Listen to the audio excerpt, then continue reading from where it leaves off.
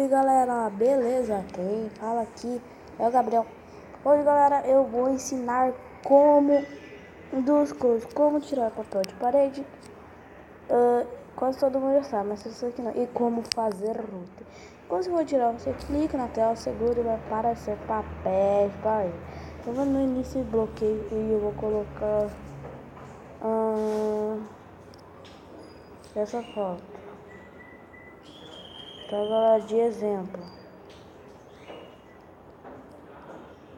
Aí ok, eu aperto ok, define o papel de parede, pronto.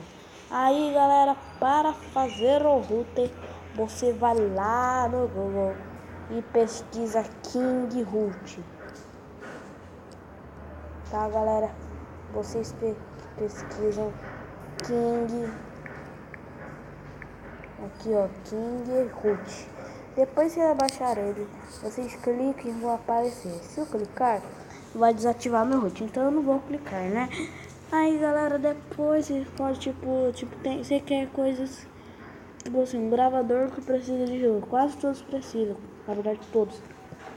Aí você não tem, só baixar ele e depois você baixar ele, você vai lá no Play Store e pesquisa CPU, aí CPU Z.